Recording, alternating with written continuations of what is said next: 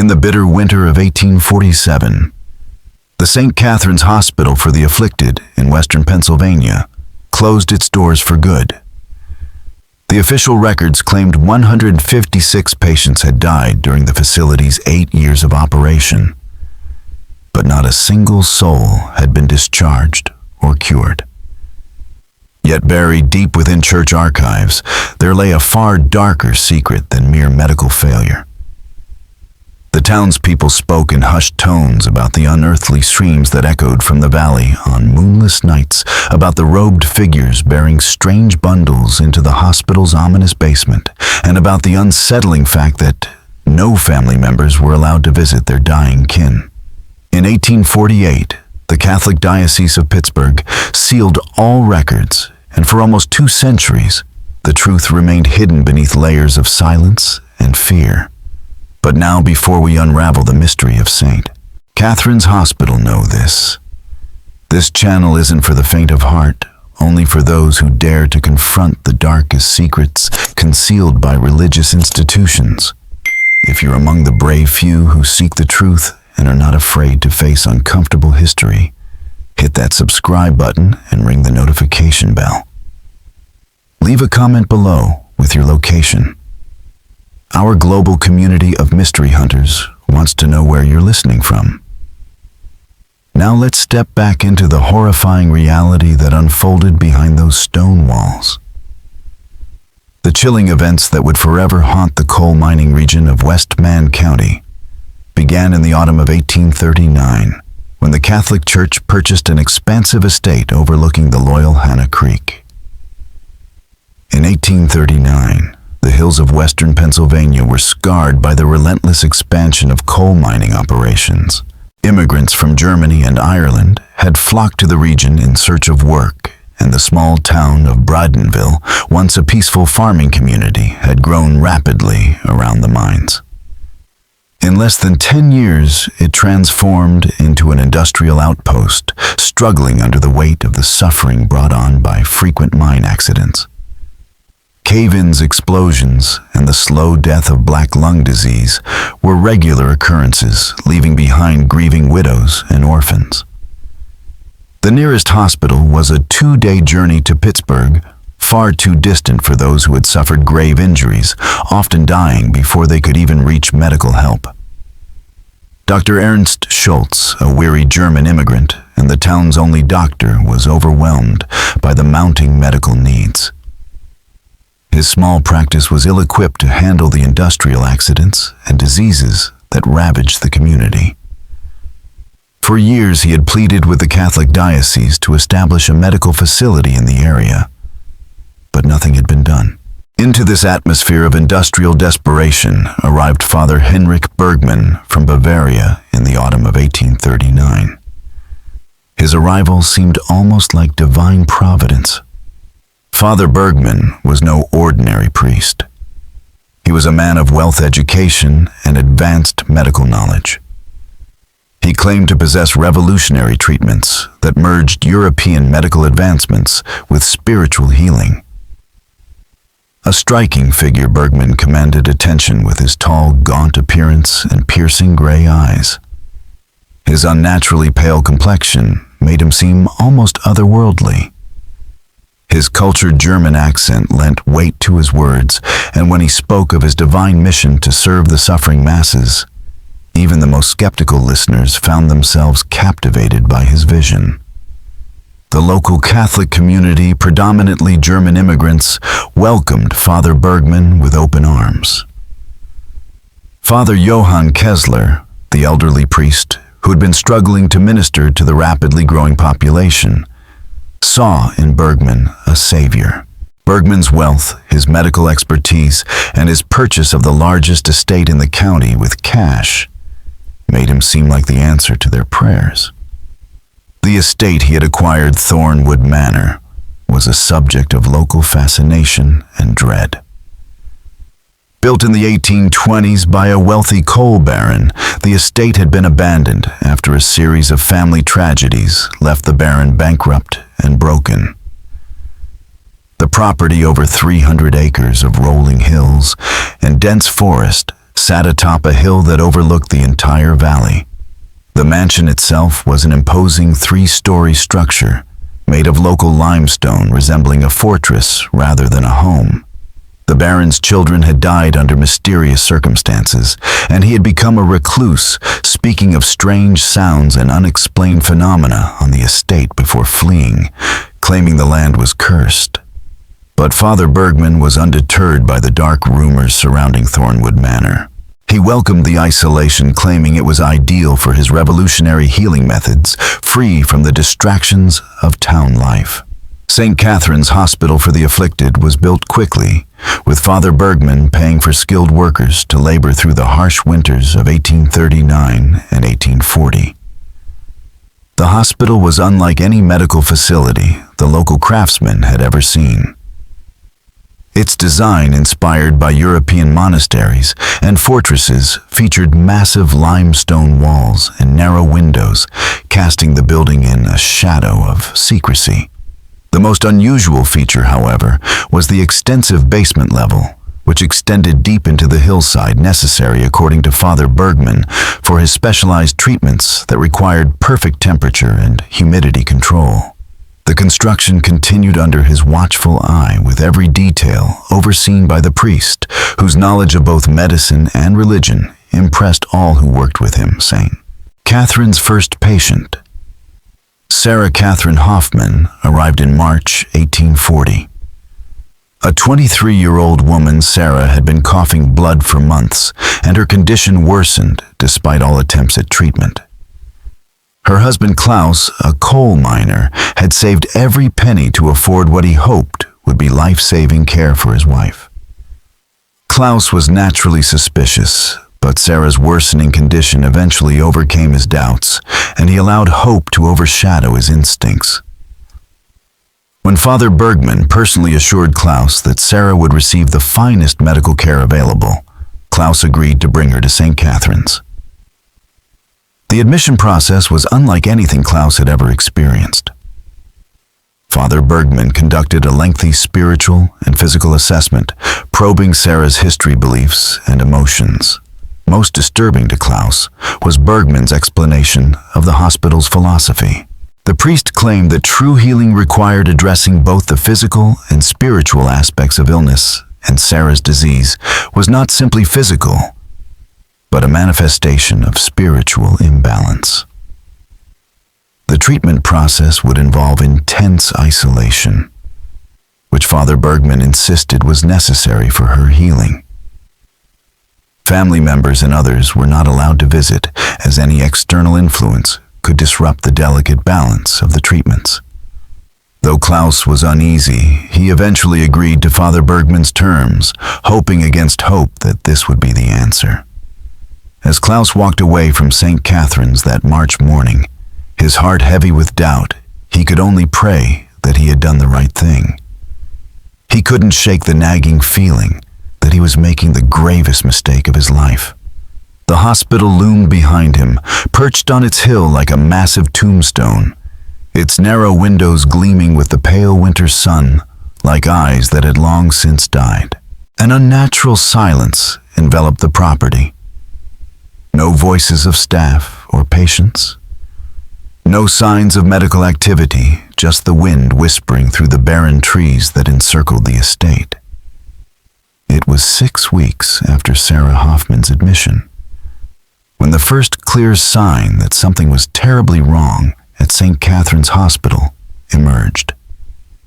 Klaus had been visiting Father Kessler regularly, sometimes even daily, hoping for any news of his wife's condition. The elderly priest had made his own inquiries to Father Bergman.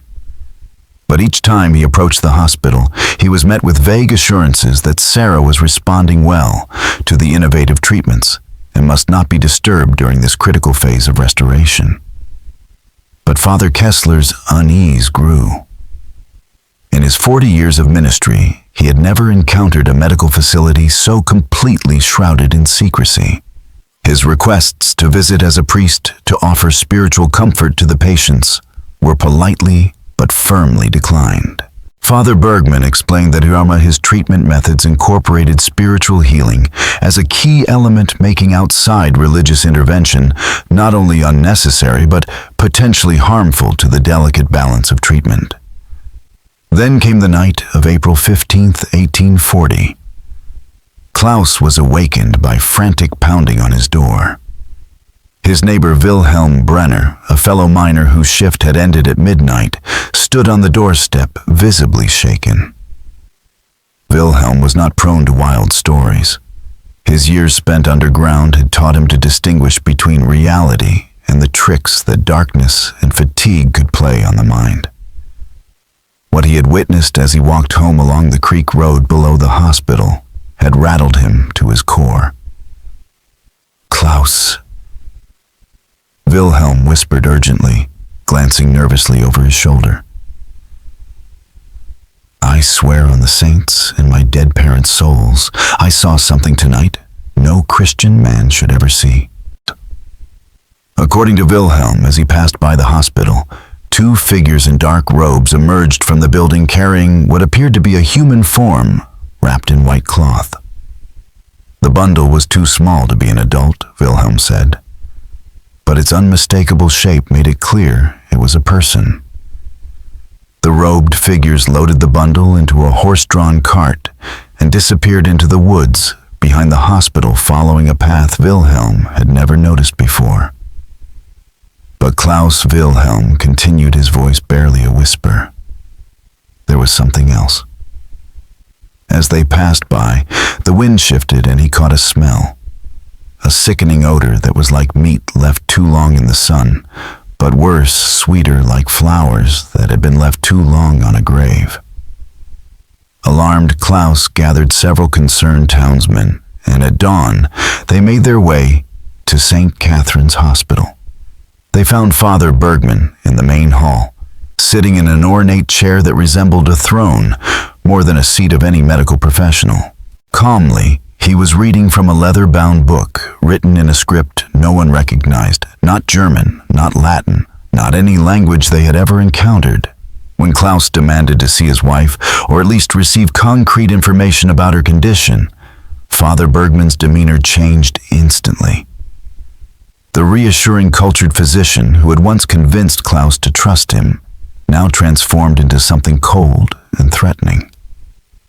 His pale face flushed with visible anger, and his voice dropped to a menacing whisper that echoed eerily throughout the hospital's main hall. "Your wife is in the most delicate stage of her treatment." Father Bergman said, his gray eyes darkening as he spoke. "Any disturbance now could not only kill her body, but condemn her soul to eternal suffering. Is that what you want Klaus to be responsible for your wife's damnation? Because you couldn't trust in the Lord's work?"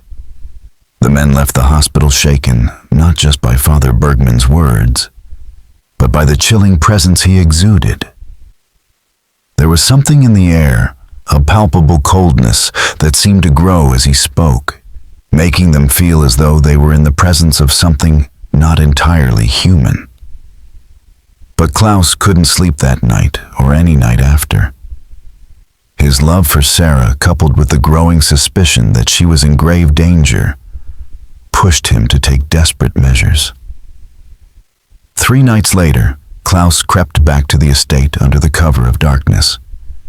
He had spent days studying the hospital's layout and routines, looking for any opportunity to discover what was really happening inside. The isolation of the hospital, which Father Bergman insisted was necessary for treatment, allowed Klaus to approach without fear of being observed. Using skills he had learned growing up in the mountains of Bavaria, Klaus climbed a towering oak tree close enough to the hospital's 3rd floor to peer inside through one of the narrow windows. What he saw in that candlelit room would haunt him forever and drive him to actions that would ultimately save lives while shattering his own peace of mind. The room was illuminated by dozens of candles arranged in a complex geometric pattern Klaus didn't recognize but instinctively feared. In the center of the pattern lay a figure on a table, naked and so emaciated that Klaus couldn't immediately tell if it was his wife or even if she was still alive. The body was covered with strange markings, either carved or burned into the skin, twisting and shifting in the flickering candlelight. Father Bergman stood over the body, his hands moving in ritualistic gestures as he chanted in that unfamiliar language Klaus had heard him reading from earlier. But what truly terrified him were the other figures in the room. At least 6 robed individuals, their faces hidden by deep hoods, surrounded the table like mourners or participants in some ancient forbidden ceremony. The room felt charged, not with religious solemnity, but with something predatory hungry. As Klaus watched one of the robed figures approach the table, holding a strange medical instrument, one modified in ways that made its purpose unclear. It looked more like a ritual tool than a medical instrument adorned with engravings and features that made it seem more appropriate for an ancient temple than a modern hospital. Shocked and terrified, Klaus fell from the tree, breaking his arm in the process. The noise was enough to alert the hospital's inhabitants to his presence. As he fled through the woods, he could hear the unmistakable sound of pursuit behind him. It wasn't the footsteps of concerned medical staff, but something far worse. Human voices mixed with something otherworldly. When Klaus returned to town, his arm hanging uselessly at his side and his mind reeling, the community's reaction was divided. Some believed him, immediately recognizing in his fear and trauma the signs of a man who had seen beyond the veil of normal human experience. Others dismissed him as a man driven mad by grief and fear, imagining horrors where none existed. But one thing was clear to everyone. Something had to be done to uncover the truth about St. Catherine's Hospital. The question was whether they had the courage to face whatever truth they might find. Father Johann Kessler, despite his age and typically submissive nature with church hierarchy, recognized that evil was hiding beneath a mask of righteousness. 4 days after Klaus's horrifying account, Father Kessler rode up to St. Catherine's with the full authority of the church behind him, determined to uncover the truth regardless of the cost. The confrontation between the two priests was nothing like any theological debate either had experienced before. Father Bergman reacted swiftly, accusing Father Kessler of heresy, of interfering with God's work, and of lacking the faith necessary to understand the higher mysteries of divine healing. You dare question methods blessed by Rome itself? Bergman hissed, his cultured accent thickening as his agitation grew. He spread a series of official-looking documents across a table, claiming these treatments had saved souls across Europe. But Father Kessler, seasoned by decades of experience with both true saints and crafty sinners, saw through Bergman's facade. He noticed the slight tremble in Bergman's hands when he spoke of Rome, the grammatical errors and the Latin documents, errors no true scholar would make. Most disturbingly, there was the smell. It wasn't the sterile, clinical odor of a proper hospital, nor the familiar scent of human suffering. Instead, it was something organic, something decaying, a sweet, cloying odor, like flowers left too long on a grave. It lingered in the hospital, clinging to everything, even to Father Bergman himself. As their heated exchange continued, Father Kessler's suspicions only deepened. He demanded to see patient records, treatment logs, and most importantly, the discharge papers for any patients who had been successfully treated and released. Father Bergman's response was chilling. He claimed the records were sacred, and that Father Kessler's lack of theological and medical knowledge made him unworthy of such information. Your lack of faith is bordering on blasphemy, Bergman sneered. That day, Father Kessler left the hospital with a certainty he could not deny. Something profoundly evil had taken root at St. Catherine's Hospital. Father Kessler realized that exposing Father Bergman's operation would require more than just suspicion and moral outrage. It would need undeniable evidence, documentation, and testimony strong enough to overcome the younger priest's apparent ties to church authorities and his considerable financial resources. With the same meticulous approach that had served him throughout his 40 years of ministry, Father Kessler began his own investigation. He visited every family in the community who had entrusted a loved one to St. Catherine's, framing the visits as pastoral duties, while secretly gathering information about each patient's admission and the lack of communication between the hospital and the families. What Father Kessler uncovered was a disturbing pattern. In every case, patients had been admitted with serious conditions that, while concerning, were not typically fatal. Broken bones from mining accidents, respiratory ailments common to the coal industry, infections that should have been treatable with conventional methods. None of these conditions should have resulted in death if proper medical care had been provided. But the most unsettling discovery was the hospital's strict isolation policy. Unlike legitimate hospitals, which provided regular updates on patients and allowed emergency visits, St. Catherine's maintained absolute silence from the moment a patient was admitted until the family was notified of their death. In every case, there were no explanations, no follow-ups, just a stark and terrifying silence. Even more disturbing was the fact that personal effects from deceased patients, wedding rings, family heirlooms, religious medals, had somehow found their way into the possession of Father Bergman's most loyal followers. When questioned, the hospital staff claimed these items were blessed gifts from Father Bergman, tokens of his appreciation for their devotion to his healing methods. The financial discrepancies were equally alarming. Despite substantial payments being made by families for medical treatments, medications, and extended care, Father Kessler's investigation into the hospital's finances revealed no corresponding expenditures for medical supplies or staffing. The money that families paid for care was simply vanishing, funneling into accounts controlled solely by Father Bergman, without oversight from church authorities or any civil officials. The priest was essentially collecting payments for services that were never rendered, while the patients were subjected to something far darker than medical treatment. But perhaps the most disturbing aspect of Father Bergman's operation was the discovery that some recent admissions had not been patients suffering from illness at all.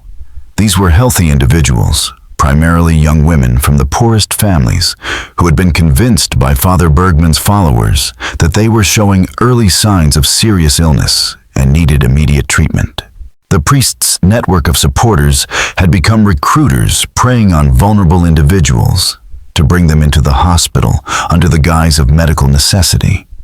These young, physically healthy women, often from families that would not raise alarms if they disappeared, seemed to possess certain traits that Father Bergman valued.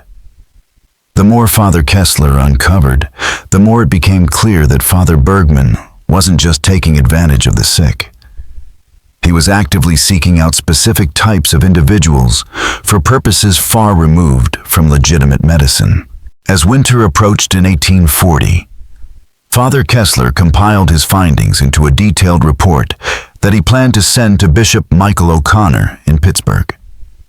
However, as he worked, he began to realize that Father Bergman's network of supporters was far larger and more intricate than he had initially thought. Strange occurrences began happening around his own church and rectory. Evidence suggested someone had been rifling through his papers when he was away, and his mail was being intercepted, delayed, or outright tampered with, making it difficult for him to communicate with church authorities. Most unsettling of all were the people who claimed to be concerned parishioners, who asked probing questions about the hospital's operations, questions that seemed designed to determine how much Father Kessler knew. It was clear to the elderly priest that he was being watched and that his life was in grave danger. Still, Father Kessler understood that he might be the only one who could expose the truth about St. Catherine's and save the people trapped within its walls. The question was whether he would live long enough to send the evidence to the authorities with the power to act. Father Kessler's breakthrough came unexpectedly on a bitter December evening in 1840. As snow piled up outside his modest rectory, a frantic knocking echoed through the night. When he opened the door, he found Margaret Dutton, a young woman, whose husband Thomas had been admitted to St. Catherine's Hospital 2 months earlier, for what should have been a simple treatment for a broken leg from a mining accident. Margaret was in a state of near hysteria. Her clothes torn and muddy, her feet bleeding from running through the snow, her hair partially shaved in an odd pattern. But it was her wrists, marked by rope burns, and the haunted look in her eyes that sent a chill through Father Kessler. She had clearly been through something unspeakable. At first, Father Kessler questioned if her trauma had driven her to a state of delusion, but the physical evidence of her ordeal was undeniable. Her story corroborated everything he had been investigating. Margaret claimed she had just escaped from St. Catherine's, where she had been held prisoner for 3 days, subjected to treatments that had nothing to do with healing, but were far darker in nature. According to Margaret, her ordeal began when Martha Steinberg, one of Father Bergman's most loyal followers, told her that her husband's condition had worsened and that she could visit him, an exception to the hospital's no-visitor policy. Overcome with hope, Margaret followed Martha. But instead of being led to the main entrance, she was guided through a side door that led directly into the hospital's basement. By the time Margaret realized something was amiss, it was too late to escape. For 3 days, Margaret was kept in a small, windowless basement room, fed only bread and water. She was subjected to a series of bizarre examinations by Father Bergman, who asked questions about her family, her beliefs, and her dreams, alongside invasive physical examinations. These tests involved religious symbols, unknown texts, and substances that altered her perception. He repeatedly asked her if she had experienced supernatural events, lights in the sky, voices no one else could hear, visions of strange entities. It was during her final night of imprisonment that Margaret heard the first sounds that truly terrified her: screams from below, deep in the hospital's basement, mixed with strange commotion, hurried footsteps, and shouts in a language she could not understand. Margaret's cell guard abandoned his post, and in the chaos, she managed to slip through a basement window and flee into the night, barefoot, cold, and terrified. Margaret's escape and the horrors she had witnessed were enough to convince Father Kessler that the situation at St. Catherine's was even worse than he had feared. The hospital was not just an illegal operation defrauding families. It was a site of unimaginable human experiments, where Father Bergman was using his religious and medical authority to manipulate and alter the very nature of his patients. Father Kessler made the decision to leave for Pittsburgh, immediately taking with him all the evidence he had gathered, along with Margaret's first-hand testimony. It was their only chance of survival, and the only hope for the people still trapped within St. Catherine's walls. But just as they prepared to flee, Father Kessler received word that would make their journey even more urgent. The Muller family, despite his earlier warnings, had decided to bring their daughter Anna to the hospital for treatment. By the time Father Kessler learned of their decision, 12-year-old Anna Mueller had already been admitted to St. Catherine's Hospital, and her parents had been told she would need several weeks of intensive treatment before they could see her again. The journey to Pittsburgh through the brutal Pennsylvania winter became a desperate race against time, and against the growing certainty that Father Bergman's network of followers was already pursuing them. Father Kessler and Margaret traveled only at night, hiding during the day in barns and abandoned buildings. Always wary of the riders who seemed to be tracking their every move through the snow-covered countryside.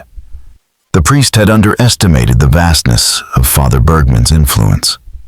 What he had thought was a localized operation centered around the hospital turned out to be part of a much larger network extending across multiple counties. Supporters of the hospital were not confined to Bradenville. They were scattered across western Pennsylvania, keeping watch over the roads, reporting anyone who might pose a threat to Father Bergman's work. On their second night of travel, as they sought shelter in an abandoned mill near Greensburg, Father Kessler and Margaret heard the distant sound of horses approaching. The riders' voices were calling out in German, but the dialect was unfamiliar to the priest, older, harsher, with inflections that seemed to come from a time long removed from modern Bavaria. The riders spent hours combing the area around the mill, coming close enough that Margaret could hear their heavy breathing and the rhythmic jingle of their horse harnesses. What saved them was Margaret's intimate knowledge of the local countryside. Having grown up in the region before her marriage, she led Father Kessler through a network of caves that honeycombed the hills near Greensburg. These natural formations, used for generations as hideaways by local children, offered the perfect concealment. The caves were cold and treacherous in the winter, but they provided a cover that no pursuer could penetrate without knowing the terrain intimately. As they huddled in the cave's darkness, listening to the riders above, Margaret revealed additional details about her captivity, details she had been too traumatized to share earlier. The basement of St. Catherine's Hospital, she explained, was far more extensive than anyone could have imagined from the building's exterior. The chambers where she had been held were only the uppermost level of a complex that extended deep into the hillside with multiple levels connected by stone stairways carved directly from the living rock. During her 3 days of imprisonment, Margaret had heard sounds from the lower levels that hinted at something far more sinister. Machines operating voices engaged in what sounded like complex procedures, and most disturbing of all noises, suggesting the presence of far more people in the depths of the hospital than could be accounted for by the known patient admissions. Father Bergman's operation was not just larger than they had feared.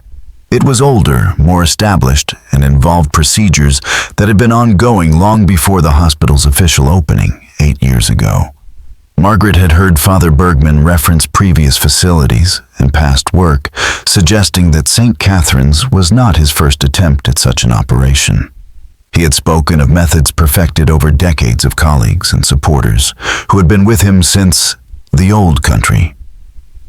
It became clear that Father Bergman's activities had started long before his arrival in Pennsylvania, and that the hospital was part of a larger, more powerful network, one with resources and influence far beyond what a single corrupt priest could muster. After 4 days of dangerous travel, Father Kessler and Margaret finally reached Pittsburgh, only to find that their ordeal was far from over. Bishop Michael O'Connor's response to their evidence and testimony was not the swift action they had hoped for, but a careful, methodical evaluation that seemed far more concerned with protecting the church's reputation than addressing the horrors at St. Catherine's. The bishop listened with apparent concern, but his questions focused less on the well-being of the patients at St. Catherine's and more on the potential scandal that would arise if the story became public. He was deeply concerned about the Catholic Church's standing among the Protestant majority in Pennsylvania, as well as the potential legal and financial repercussions that could come from a public investigation.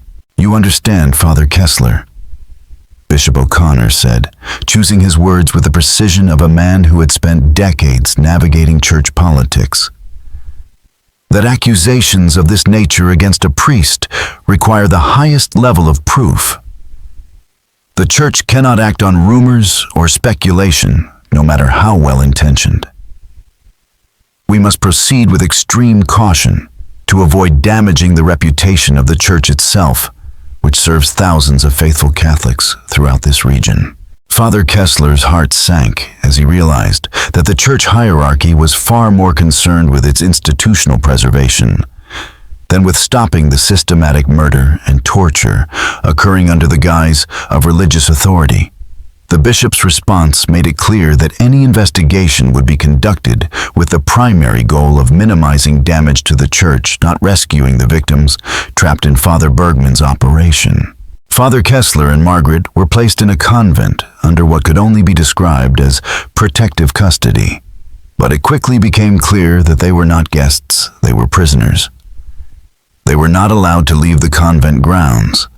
Their mail was monitored, and their contact with the outside world was strictly controlled. Bishop O'Connor claimed these measures were for their protection. But Father Kessler suspected the real purpose was to keep them from taking their story to secular authorities or to the press. During their weeks of forced isolation, Father Kessler began to suspect that the corruption surrounding Father Bergman extended far beyond his individual operation.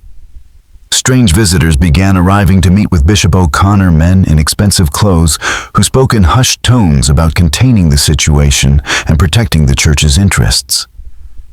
It became evident to the elderly priest that the conspiracy was far deeper than he had imagined, and the church's apparent complicity went all the way to the top.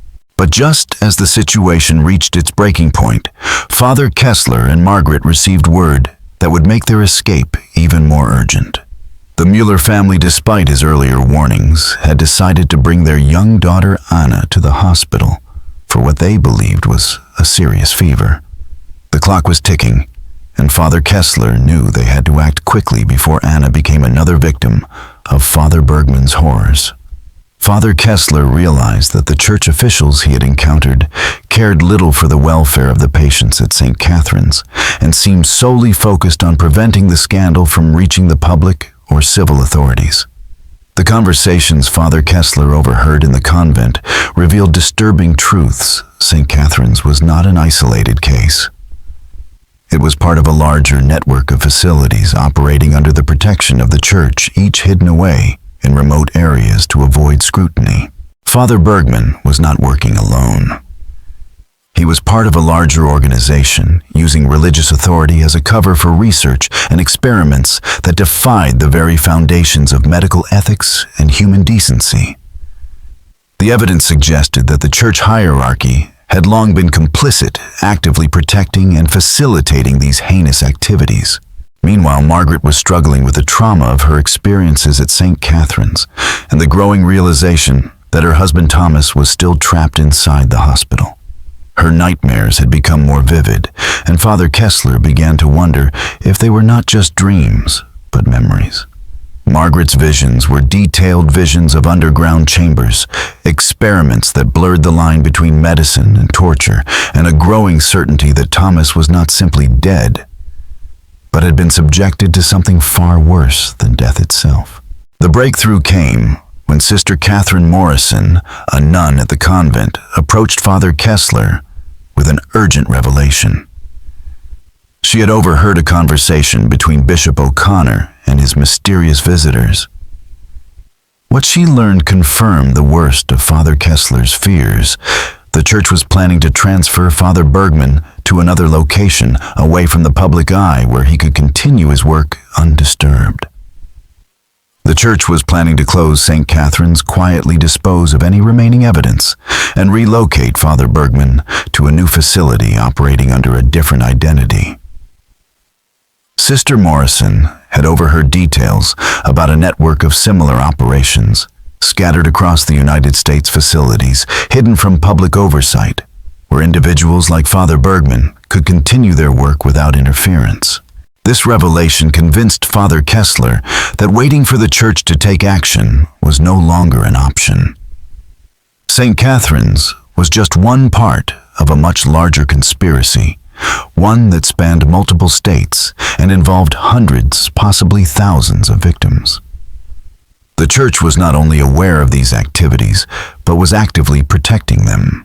Father Kessler began to plan an escape from the convent, realizing that their only chance to stop Father Bergman and expose the conspiracy was to take their evidence directly to secular authorities, those who would be free from the influence of church politics.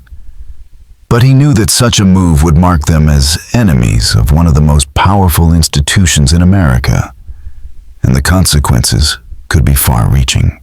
The plan required careful timing and the cooperation of Sister Morrison, who had access to areas of the convent off-limits to Father Kessler and Margaret. Sister Morrison had documented the conversation she overheard, creating a record of the conspiracy that extended beyond St. Catherine's. Her evidence included names, locations, and specific details about the network of facilities operating under the church's protection across the United States. But Father Bergman's network was more extensive and better organized than Father Kessler had initially realized. On the night before their planned escape, Father Kessler was awakened by Sister Morrison, who warned him that armed men had been seen watching the convent and asking questions about the guests staying there. The elderly priest now understood that they were no longer simply prisoners of the church hierarchy. They were actively hunted by forces that would stop at nothing to protect their secrets. The escape from the Pittsburgh convent became a desperate flight through the snow-covered streets of the city, with Father Kessler, Margaret, and Sister Morrison heading for the newspaper offices, hoping to find editors willing to publish their story. But as they moved through the darkness, it became clear that they were being followed. The riders trailing them were not simply looking to recapture them. They were determined to ensure that Father Kessler and his companions would never have the chance to tell their story. The confrontation that would determine their fate took place not in the safety of a newspaper office or courthouse, but in an abandoned warehouse district along Pittsburgh's Monongah River. Father Kessler, Margaret, and Sister Morrison had been forced to take refuge in a derelict building when it became apparent that their pursuers had anticipated their route to the newspaper offices and were waiting to intercept them. As dawn broke over Pittsburgh's industrial landscape, the three fugitives found themselves surrounded by more than a dozen men. Their appearance suggested that these individuals were far more than simple church officials or hospital employees. They moved with military precision, wore expensive clothing that marked them as wealthy and educated, and spoke among themselves in the same unknown language that Father Kessler had heard Father Bergman using during his rituals. The leader of their pursuers introduced himself as Dr. Friedrich von Reichenbach, claiming to represent interests far beyond the concerns of a rural hospital. Dr. von Reichenbach, an elderly man, radiated authority. His eyes held the same cold intensity that Father Kessler had seen in Father Bergman. His voice carried the weight of someone accustomed to being obeyed without question. "You have stumbled into matters far beyond your understanding," Dr. von Reichenbach said in heavily accented English, his tone calm but laced with menace. The work being done at St. Catherine's Hospital represents advancements in medical knowledge that will benefit humanity for generations to come. Father Kessler felt a shiver run down his spine as he realized the true scope of the conspiracy. The doctor's words revealed more than just a desire to protect Father Bergman's work. They suggested a larger agenda, one that had been hidden behind the mask of religious and medical authority. "You have no idea what you're up against." Dr. von Reichenbach continued, his voice carrying the weight of centuries of hidden knowledge. "Your interference will only delay progress that has already been set in motion. The Church's interests and those of its supporters will not be stopped by men like you." The confrontation in the warehouse was just the beginning. Father Kessler, Margaret, and Sister Morrison were about to face the full wrath of a powerful, shadowy network that spanned far beyond the walls of St. Catherine's Hospital. They would either expose the truth or disappear into the darkness, leaving behind only whispers of the horrors that had been perpetrated in the name of faith and science. "You speak of voluntary participation," Father Kessler said, his voice steady and resolute. "But these people were deceived about the nature of your work. You speak of advancing medical knowledge, but you hide your activities from legitimate medical institutions. You claim to serve humanity, but you prey on the most vulnerable members of society. Whatever knowledge you have gained through these methods is corrupted by the evil of how it was obtained." Dr. von Reichenbach's cold smile faltered, but he quickly regained his composure. "You are blinded by your provincial concerns for individual suffering," he said, his voice cutting through the tension like a sharp blade. "You fail to see the greater good that is being achieved. The work being done at St. Catherine's Hospital is not just an experiment, it is a revolution in human understanding. The deaths, the pain, they are unfortunate but necessary sacrifices. The breakthroughs we are making will eliminate suffering for all humanity in the future. Father Kessler recognized the rationalizations that had been used throughout history to justify atrocities. The claim that individual suffering was acceptable in service to some greater good. He had heard it before in the darkest corners of history where the suffering of many was seen as a necessary price for the advancement of civilization. But more than that, he understood that the conspiracy he had uncovered represented a complete corruption of everything that medical practice and religious faith were supposed to represent. You may call it progress, but it's nothing more than exploitation masked as research. Father Kessler continued, his voice gaining strength. You say you are advancing medical knowledge, but you are torturing and murdering innocent people to feed your hunger for discovery. No amount of so-called progress justifies that. The standoff escalated as Dr. von Reichenbach revealed the true scope of their operation. Father Bergman's work at St. Catherine's is nearing the completion of its final phase. He said, his voice calm, but filled with unsettling certainty. What we are about to accomplish will be a demonstration of the full potential of our methods. This final phase will involve the remaining patients at the hospital, including Anna Mueller and any others who were admitted after your departure. Margaret's eyes widened with horror, her face going pale. Her grip tightened around Father Kessler's arm. No, Thomas is still there. He could be one of them, she cried, her voice tinged with desperation. The thought of her husband undergoing whatever horrors Father Bergman had planned sent a wave of fear through her body. Father Kessler could see the look of anguish in Margaret's eyes, and it fueled his resolve. We have to act now, he said urgently, before they can complete their final phase. But as Margaret's panic mounted, Sister Morrison, ever watchful, made a disturbing observation. Several of their captors carried medical instruments that, based on their design, could not be used for healing. The tools were modified in ways that suggested their true purpose was far more sinister, likely instruments of torture or manipulation. It was clear now that the stakes had been raised. If Father Kessler, Margaret, and Sister Morrison could not be silenced by persuasion, they would be silenced permanently. Then Dr. von Reichenbach made an offer. We are willing to relocate you, he said, his tone calculated. You and your companions can be given new identities in Europe. You will be financially compensated for your silence and will live out your days in safety. No further patients will be harmed, and St. Catherine's will be closed within a reasonable time frame. All we ask in return is your silence. Consider it what you've discovered, Father Kessler, is far more complex than you understand. The work here is too important to be interrupted. Father Kessler's response was immediate and resolute. There is no compromise possible with evil, he declared. His voice rang out full of conviction. No amount of money or personal safety can justify allowing this corruption to continue. If you kill us here, our deaths will only serve to prove the truth of what we have discovered.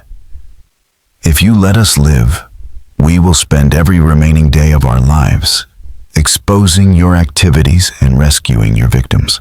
Dr. von Reichenbach's offer had been a desperate attempt to buy their silence, to allow the conspiracy to continue its work without interruption. Father Kessler saw it for what it was, a final attempt to maintain control and prevent the truth from ever seeing the light of day. But he would not be complicit in the suffering of future victims. Before any further threats could be made, the tense standoff in the Pittsburgh warehouse was interrupted by an unexpected force. The sound of horses approaching along with shouted orders in English indicated that outside help had arrived. The appearance of federal marshals and Pennsylvania state militia completely shifted the balance of power. Leading the authorities was Federal Marshal James Patterson, who had been investigating reports of suspicious activities at religious institutions across western Pennsylvania.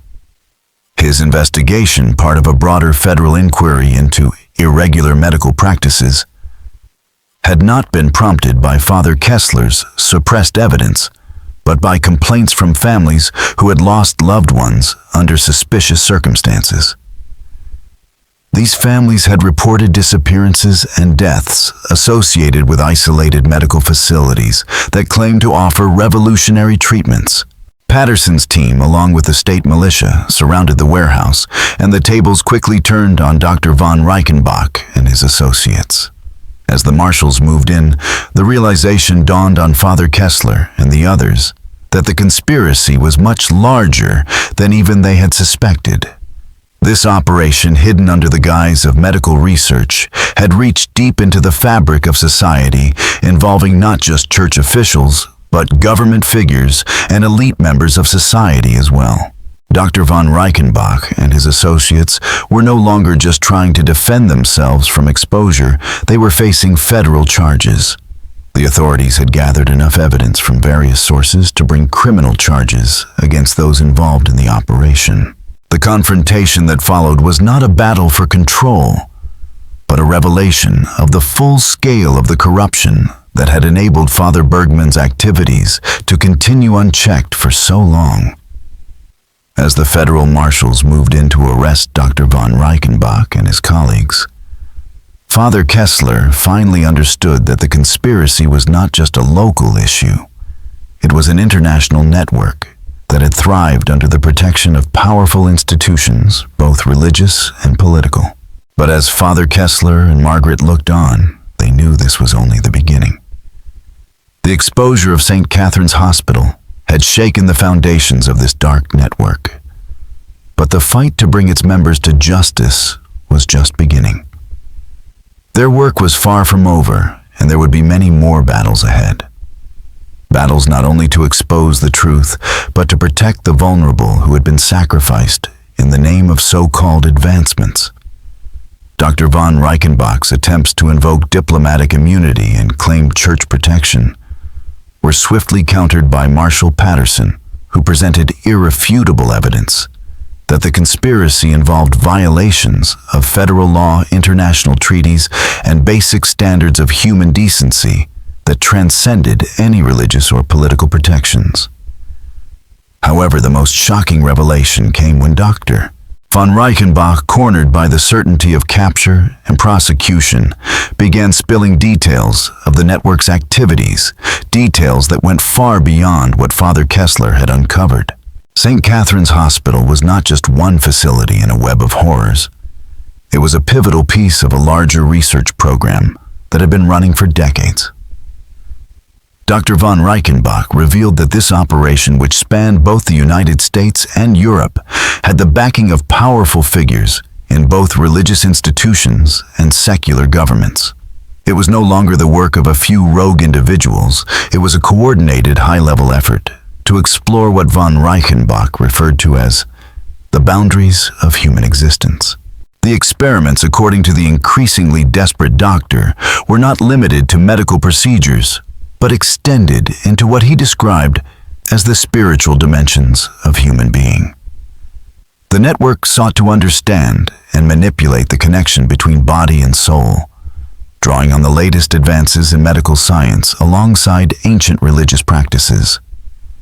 The goal, Dr. von Reichenbach claimed, was nothing short of transcending human limitations by studying and eventually controlling the essence of life itself.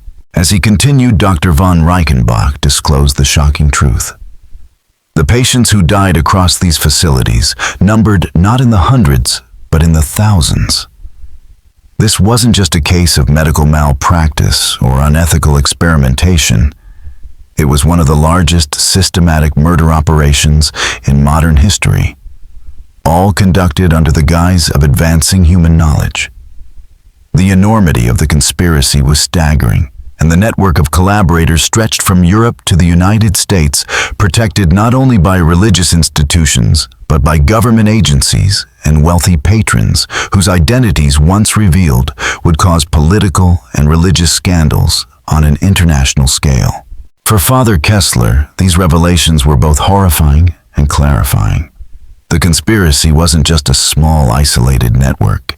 It was a global operation that had existed for decades, shielded by the highest echelons of power. And now, with Dr. von Reichenbach's confession, they had the evidence they needed to dismantle it. But the road to justice would be far more complicated than they had ever anticipated. Despite the victory of exposing the conspiracy at St. Catherine's Hospital, Father Kessler knew this was only the beginning of a much larger battle. The capture of Dr. von Reichenbach provided the authorities with enough evidence to shut down the hospital and arrest its immediate operators. But the vast network of facilities and supporters would require years of investigation and prosecution to completely unravel. The raid on St. Catherine's Hospital took place on March 15, 1841, exactly 1 year after Sarah Hoffman had been admitted as the facility's first known victim. This marked the beginning of the end for the institution that had caused so much suffering. Federal marshals, accompanied by legitimate medical professionals and representatives from multiple government agencies, stormed the hospital with warrants to search every room, examine every document, and rescue any surviving patients.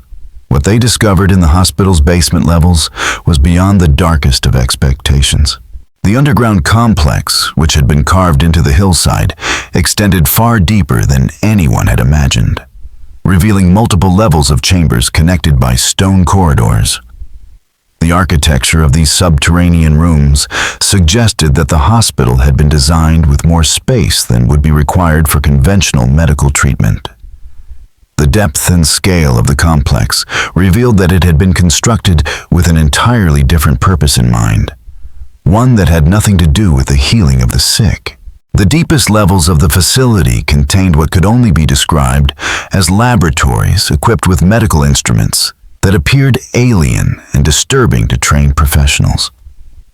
These devices were unlike anything that could be used for legitimate medical procedures. Some appeared to incorporate elements of ritualistic practices, blending advanced medical knowledge with ancient occult traditions. It was clear that these were not tools for healing, but instruments for manipulating life itself. The records discovered in Father Bergman's private study were even more damning. They provided concrete evidence of the experiments conducted at St. Catherine's procedures that violated every known principle of medical ethics. Bergman had been conducting what he called research into the nature of human existence, using his patients as unwilling subjects in experiments designed to probe the very boundaries of life and death. The 156 patients who had officially died at St. Catherine's had not succumbed to their original medical conditions. They had been systematically subjected to procedures that Father Bergman believed would allow him to understand and manipulate human consciousness. Father Kessler, standing amidst the ruins of St. Catherine's operations, understood the full horror of what had transpired in those underground chambers. He had witnessed the human cost of Bergman's twisted ambitions firsthand, and now, with the discovery of the records and the evidence left behind, the full scale of the conspiracy was laid bare. It was clear that Bergman and his network had preyed on the most vulnerable, using them as mere tools, in a ruthless quest for knowledge at any cost. As the marshals and medical professionals worked to dismantle the facility, Father Kessler realized that while this was a significant victory, it was only the first step toward dismantling the larger conspiracy. The network of facilities stretching across multiple countries would take years to fully expose and eliminate. But with the documents from St. Catherine's, they now had the means to take down the operation piece by piece. In the months that followed, Father Kessler dedicated himself to helping authorities track down and shut down the remaining facilities, working alongside federal investigators and medical experts to bring justice to the thousands of victims. But he knew that the shadow of Father Bergman's network would continue to loom large, and that the battle for truth and justice would be a long, difficult one. The story of St. Catherine's Hospital, once thought to be a singular tale of corruption and abuse, had revealed itself to be a chapter in a much larger and more sinister story, one that Father Kessler would not stop fighting to uncover. The full truth and the extent of the conspiracy were still unknown, but Father Kessler was determined to see it exposed, no matter the cost. The experiments at St. Catherine's Hospital had involved more than just physical procedures. They had pushed the boundaries of human knowledge and decency in ways that no one could have anticipated. The research wasn't just about altering bodies, it was about manipulating minds, experimenting with spiritual practices drawn from multiple religious traditions, and using substances to induce altered states of consciousness. What was most disturbing, however, was the realization that Father Bergman's research wasn't original. It was built on decades of work that had been secretly conducted by a network of individuals who shared his obsession with advancing human capability regardless of the cost. Father Bergman's journals, when discovered, revealed references to similar experiments being conducted at facilities across the United States and Europe. The network was vast, coordinated through a web of supporters who provided funding, protection, and perhaps most chillingly, the human subjects for continued experimentation. What had once seemed like a local conspiracy was now part of a much larger, more organized effort to push the limits of life itself. When federal authorities entered the hospital's basement, they found patients who had been subjected to procedures that permanently altered their physical and mental capabilities. Many survivors were left in states that conventional medical professionals could neither understand nor treat. Some patients had been kept alive far longer than their conditions should have allowed, while others bore modifications that defied the laws of human physiology. The discovery of Anna Mueller, the 12-year-old girl whose admission had triggered Father Kessler's desperate escape to Pittsburgh, was both heart-wrenching and bittersweet. Anna was found alive, though, in a condition that would require years of care and rehabilitation. Her body had been physically weakened, and the psychological trauma she had endured would take even longer to heal. However, her youth and resilience provided a glimmer of hope that with time she might recover from the horrors she had suffered. Margaret's husband Thomas was also among the survivors, but his condition confirmed the worst of her fears. He had undergone procedures that left him physically and mentally altered in ways that made his full recovery uncertain. The reunion between Margaret and Thomas was both a moment of joy and a confrontation with the painful reality of what they had both endured. Thomas, a man who had once been strong and vital, was now a shadow of himself. His body a testament to the cruel and barbaric experiments conducted in the name of science. Father Bergman himself was eventually captured, attempting to destroy evidence in the hospital's deepest chambers.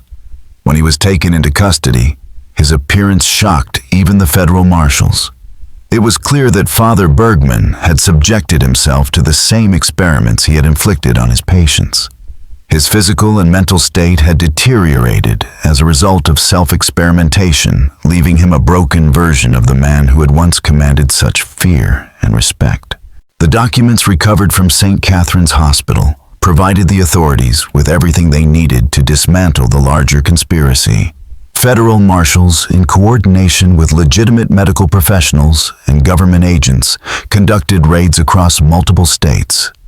The raids led to the closure of several similar institutions and the arrest of dozens of individuals involved in what would come to be known as the St. Catherine's Conspiracy. The trials that followed the exposure of the conspiracy were some of the most sensational criminal proceedings in American history. But they also revealed the immense challenges in prosecuting crimes that had been committed under the protection of some of the most powerful institutions in both the church and government. Father Bergman was found guilty of multiple counts of murder and was sentenced to death, but he died in custody under suspicious circumstances before his execution could take place. Many speculated that his death may not have been natural, but a result of intervention from his former associates, who still held sway over powerful figures. Dr. von Reichenbach and several other key figures in the conspiracy were convicted and sentenced to lengthy prison terms. However, many of the wealthy patrons and government officials who had supported the network were never prosecuted due to their political connections and the difficulty of proving their direct involvement. The church's response to the scandal, although swift, was more focused on damage control than on achieving justice for the victims. Father Bergman was posthumously excommunicated, and several church officials who had been complicit in his actions were quietly transferred to remote positions where they could no longer influence church policy. But many observers noted that the church's internal investigation appeared to be more about protecting the institution's reputation than uncovering the full extent of its involvement in the conspiracy. Father Kessler was officially vindicated for his role in exposing the conspiracy, but the toll of what he had witnessed and been through left a permanent mark on him. He was transferred to a small parish in western Ohio, where he lived out his remaining years in relative obscurity. Those who knew him said he was never the same after his confrontation with Father Bergman. He carried the weight of what he had seen and the knowledge that similar atrocities might still be happening elsewhere. Father Kessler had done his part to expose the truth, but he knew that the world was a darker place than he had ever imagined. Margaret Dutton eventually remarried and moved to California, but she carried the scars of her ordeal for the rest of her life. Her testimony during the trials had been crucial in securing convictions, but reliving her trauma in court proved to be yet another form of suffering. She spent years in therapy, struggling to reclaim the life that had been torn from her. Thomas never fully recovered from his experiences in the hospital's basement. He required constant care for the remainder of his life. The physical and psychological modifications that had been inflicted on him left him fragile. And though he found moments of clarity, he was never the same man Margaret had once known. Together they found solace in small moments, but the shadows of their past would never leave them. The aftermath of the St. Catherine's conspiracy exposed the true depths of human greed, corruption, and cruelty. It forced both the public and the authorities to confront uncomfortable truths about the abuse of power under the guise of science and religion. But for those who had survived the horrors of St. Catherine's Hospital, the battle for justice was far from over. The scars would never fully heal, but they had witnessed the destruction of one of the darkest conspiracies in modern history. And for that, they could take some small comfort. Sister Catherine Morrison continued her religious vocation after the scandal, but her life took a transformative turn as she became an advocate for reform within the Catholic Church. She worked tirelessly to establish oversight mechanisms that would prevent such abuses of power in the future, pushing for increased transparency and accountability within the Church, especially regarding medical facilities operated under religious auspices. However, her efforts were often met with resistance. Conservative elements within the church hierarchy quietly shelved her reform proposals, prioritizing the protection of the institution's reputation over meaningful change. Meanwhile, the building that had housed St. Catherine's Hospital was left abandoned after the trials concluded. Its dark history rendered it unsuitable for any legitimate use, and local residents kept their distance, whispering about the horrors that had taken place within its walls. Over the years, it became the subject of ghost stories and local legends, further solidifying its place in the town's collective memory as a place of evil and fear. The hospital's basement levels, where Father Bergman had conducted his experiments, were sealed with concrete and steel, an attempt to erase the memories of the atrocities carried out there.